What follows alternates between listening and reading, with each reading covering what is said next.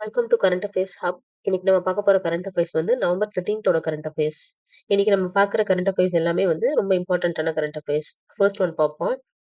First one வந்து IBSC drug. அதாவது என்ன சொல்ல வராங்க அப்படின்னா, USFDA approves Linzess for children 7+ years with IBSC. அதாவது ஐபிஎஸ்சி அப்படின்னா irritable bowel syndrome with constipation. இதோட ஃபுல் ஃபார்ம் ஐபிஎஸ்சியோட ஃபுல் ஃபார்ம் வந்து irritable bowel syndrome with constipation.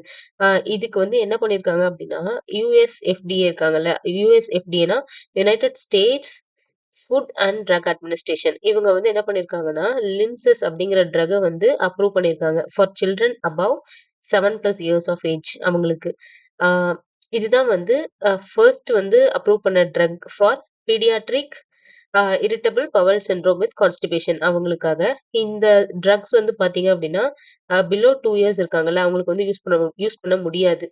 ஏன் அப்படின்னா சிவியர் டீஹைட்ரேஷன் ரீசன்னால இந்த லின்சஸ் அப்படிங்கிற ட்ரக்கை வந்து யூஸ் பண்ண முடியாது அப்படின்னு சொல்லியிருக்காங்க.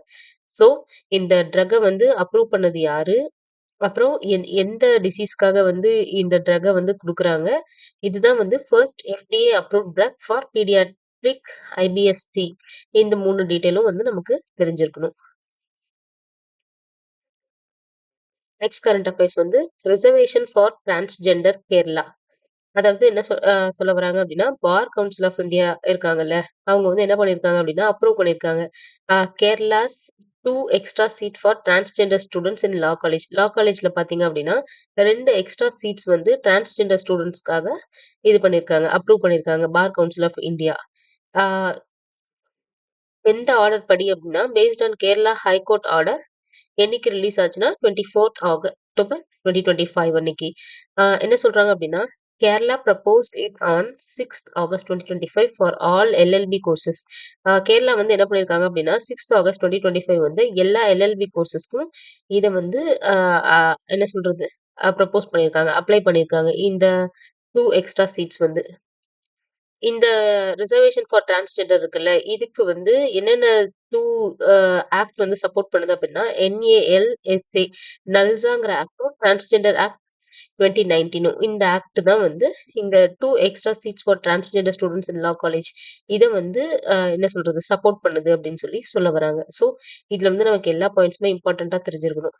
இது ஏன் வந்து வந்துச்சு அப்படின்னா, இந்த கேரளால லா எக்ஸாம்னு சொல்லுவாங்கல்ல, அந்த லா அட்மிஷன் டெஸ்ட் எழுதி ஒரு டிரான்ஸ்ஜெண்டருக்கு பாத்தீங்கன்னா என்ன சொல்றது இது காலேஜ்ல இருந்து சீட் கிடைக்காம போயிருக்கும். அதுக்காக வந்து கொண்டு வந்தது தான் இந்த இது என்ன சொல்றது 2 எக்ஸ்ட்ரா சீட் வந்து லா காலேஜ்ல கொண்டு வந்தது. அந்த ரீசனுக்காக தான் வந்து இதை வந்து கொண்டு வந்திருக்காங்க. ஸோ இதை பத்தி ஃபுல்லாவே நமக்கு தெரிஞ்சிருக்கணும். நெக்ஸ்ட் பாத்தீங்கன்னா மென்சுரல் லீவ் கர்நாடகா. கர்நாடகா தான் வந்து பாத்தீங்கன்னா ஃபர்ஸ்ட் பெய்ட் மென்சுரல் லீவ் கொடுக்குறாங்க. பெர் மந்த்துக்கு 1 நாள் லீவ். இதுதான் வந்து என்ன சொல்றது இந்தியாலே ஃபர்ஸ்ட் ஸ்டேட் வந்து இந்த கர்நாடகா தான் அப்படின்னு சொல்ல வராங்க. அதாவது பெய்டு மென்சுரல் லீவ் கொடுக்கறது. நமக்கு சிஎல் தெரியும், எம்எல் தெரியும், அந்த மாதிரி medical leave, casual leave, sick leave அதெல்லாம் தெரியும். அது மாதிரி இவங்க வந்து பெய்டு மென்சுரல் லீவ் வந்து கொடுக்குறாங்க. எந்த ஸ்டேட்னா கர்நாடகா. அதே பாத்தீங்க அப்படின்னா, இது வந்து பாத்தீங்கன்னா both government and private employees 2 பேருக்குமே வந்து என்ன சொல்றது பொருந்தும். நெக்ஸ்ட் வந்து ஒரிசா அண்ட் பீகார் அவங்க இருக்காங்கல்ல, அந்த ஸ்டேட் இருக்காங்கல்ல, அவங்க பாத்தீங்கன்னா வெறும் கவர்மெண்ட் எம்ப்ளாயீஸ்க்கு மட்டும் தான் கொடுக்குறாங்க. ஆனா கர்நாடகா பாத்தீங்கன்னா கவர்மெண்ட் பிளஸ் பிரைவேட் எம்ப்ளாயீஸ் 2 பேருக்குமே தராங்க. கேரளால பாத்தீங்க அப்படின்னா இந்த மென்சுரல் லீவ் வந்து எப்படி யூனிவர்சிட்டிஸ்ல படிக்கிறாங்கல்ல, அவங்க வந்து எடுத்துக்கலாம். ஸோ காலேஜ் அந்த மாதிரி இருக்கவங்க வந்து 1 டே வந்து பெய்ட் மென்சுரல் லீவ் வந்து எடுத்துக்கலாம் அப்படின்னு சொல்ல வராங்க. இதுலயும் வந்து நமக்கு எல்லா பாயிண்ட்ஸுமே தெரிஞ்சிருக்கணும். நெக்ஸ்ட் வந்து டைகர் சென்சஸ். இதெல்லாம் வந்து ரொம்ப இம்பார்ட்டன்டான கரண்ட் அஃபேர்ஸ். இதுக்கு முன்னாடி பாத்தீங்கன்னா ஒரு ஐ திங்க் அக்டோபர்ல அந்த மாதிரி வந்து எலிஃபண்ட் சென்சஸ் பத்தி பார்த்திருப்போம். இப்போ வந்து நம்ம வந்து டைகர் சென்சஸ் பாக்குறோம்.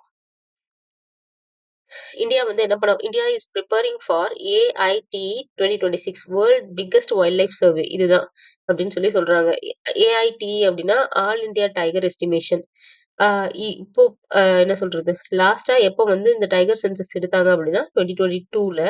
அதுல வந்து எத்தனை கவுண்ட் இருக்குன்னு சொல்லியிருக்காங்க அப்படின்னா 3682 டைகர்ஸ் வந்து இருக்குன்னு சொல்லியிருக்காங்க.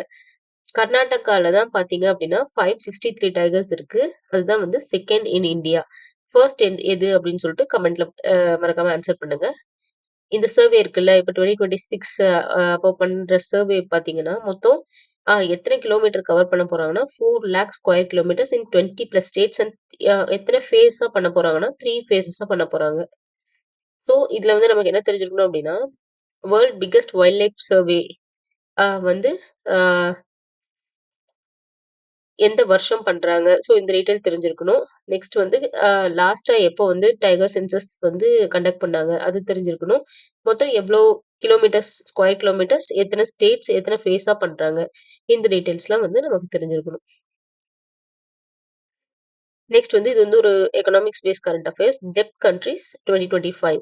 ஆ இதுல வந்து என்ன சொல்ல வராங்க அப்டின்னா, ஜப்பான் தான் வந்து ஹேஸ் த ஹையஸ்ட் டெப்ட் டூ ஜிடிபி ரேஷியோ. எவ்ளோ ஹையஸ்ட் டெப்ட் டூ ஜிடிபி ரேஷியோ இருக்கு அப்டின்னா, ஆ 222.2% இருக்கு. ஹையஸ்ட் டெப்ட்னா நமக்கு தெரியும் கடன் அப்டின்னு சொல்ட்டு.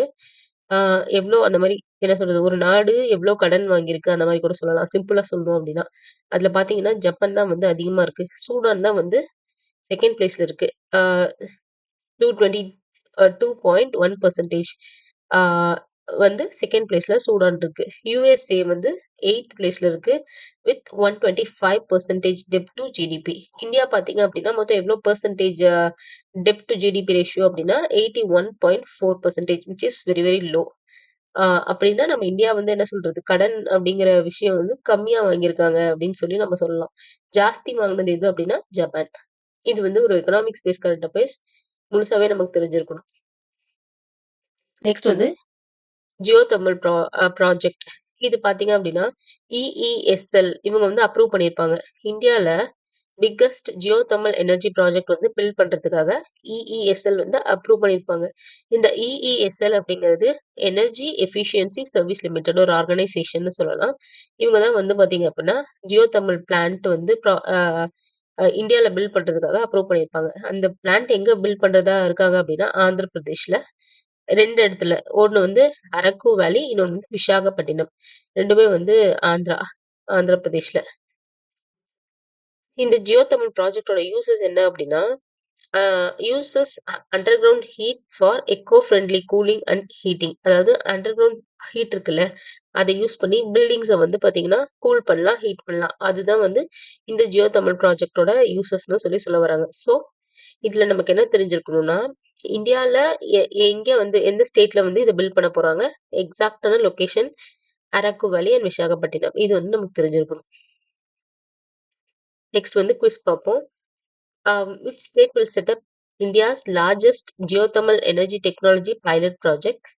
Next question வந்து the Bar Council of India approved 2 supernumerary seats for transgender students in which state law colleges?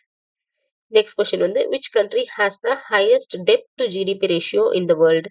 இது 3 கொஸ்டின்ஸ்க்கும் வந்து மறக்காம கமெண்ட்ல ஆன்சர் பண்ணுங்க. Stay consistent and stay confident. Bye.